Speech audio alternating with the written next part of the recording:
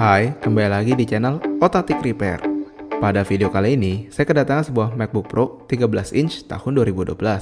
Di sini, pemiliknya mengeluhkan bahwa performa MacBooknya itu lambat banget, seperti proses bootingnya lambat, buka aplikasinya lemot, ya nggak enak dipakai lah. Melihat dari keluhan customer ini, maka pada video kali ini, saya akan mengupgrade harddisk dari MacBook ini ke SSD supaya performanya bisa meningkat dengan jauh. Tapi, ini bukan sembarang upgrade, melainkan saya akan mengupgrade MacBook ini menjadi dua harddisk, satu SSD dan satu HDD, sehingga kita bisa mendapatkan storage yang besar dengan speed yang kencang juga. Perlu diingat, proses ini akan melepas DVD bawaan kalian dan menggantinya dengan KD ini untuk nanti dipasangkan harddisknya. Oke, untuk melakukan upgrade ini, kalian membutuhkan beberapa bahan terlebih dahulu. Yang pertama adalah satu set obeng toolkit seperti ini, sebuah magnetic mat untuk mengorganisir skrup, beberapa plastik opening tool beserta tweezer, sebuah SSD berbasis SATA 3, dan yang terakhir adalah KD-nya itu sendiri. Pastikan KD kalian sudah didesain untuk MacBook di mana ada dua lubang kecil ini, karena nggak semua KD ada dua lubang ini. Oh iya, semua bahan-bahan ini bisa kalian peroleh di link yang ada di deskripsi ya. Kalau udah kekumpul semuanya, mari kita mulai tutorialnya.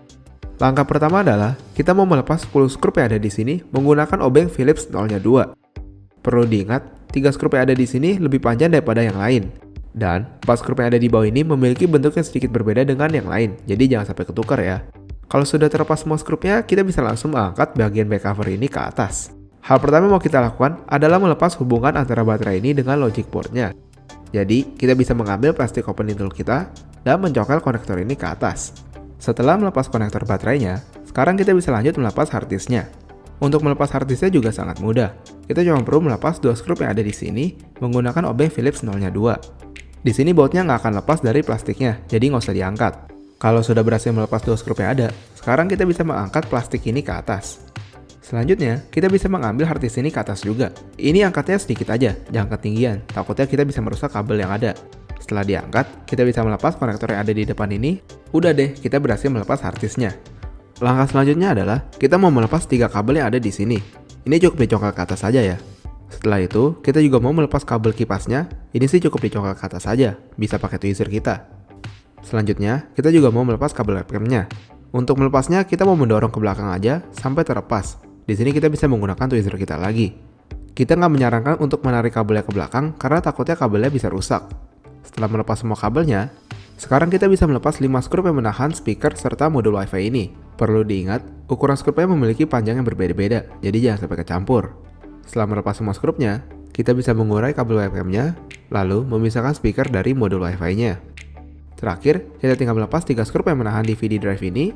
Setelah melepas semua skrupnya, kita bisa langsung mengangkat DVD drive-nya ke atas. Nah, ini adalah harddisk yang lama ya.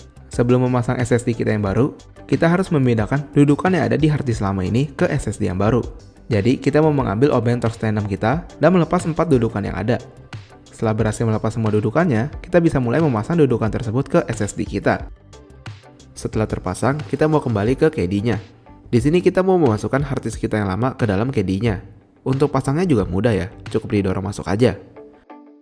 Jangan lupa untuk mengunci harddisk yang lama ini dengan skrup yang sudah disediakan.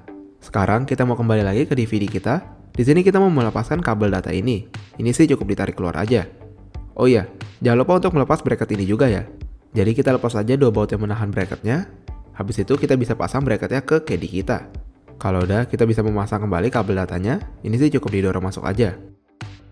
Nah, balik lagi ke MacBook-nya. Di sini kita bisa mulai memasang KD-nya. Jadi ini kita masukin aja KD-nya ke MacBook-nya dengan rapi.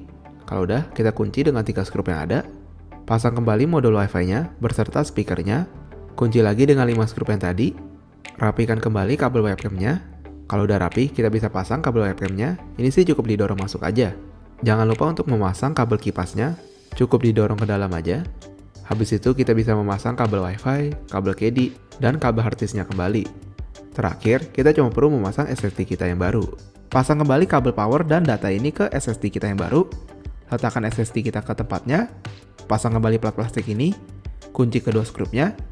Pasang kembali konektor baterai ini. Ini sih cukup ditekan ke bawah aja ya. Pasang kembali back covernya. Kunci lagi dengan 10 skrup yang ada.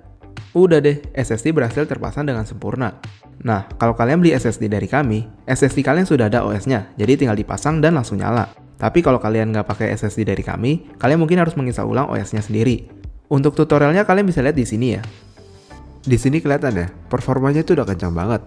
Mulai dari proses booting, buka aplikasi, ya secara keseluruhan responsivitas dari sistemnya jadi bagus banget. Bisa diadu dengan laptop baru. Oh ya, buat kalian yang udah mengupgrade SSD tapi merasa performanya kok masih lemot ya, khususnya pas multitasking. Tenang aja, mungkin kalian butuh upgrade RAM-nya juga. Untuk tutorialnya kalian bisa lihat di sini ya. Oke, jadi total waktu yang diperlukan untuk melakukan upgrade ini ada di 45 menit, belum termasuk install OS, dengan tingkat kesusahan di level 4 dari 10. Walau prosesnya cukup mudah, tapi banyak banget bagian yang harus dibongkar, jadi kita harus tetap berhati-hati. Oke, itu dulu untuk video kali ini. Semoga video ini bisa bermanfaat ya. Jangan lupa untuk melihat video-video tutorial kami lainnya.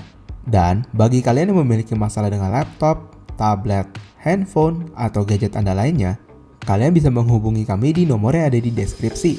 Oke, sampai jumpa di video selanjutnya.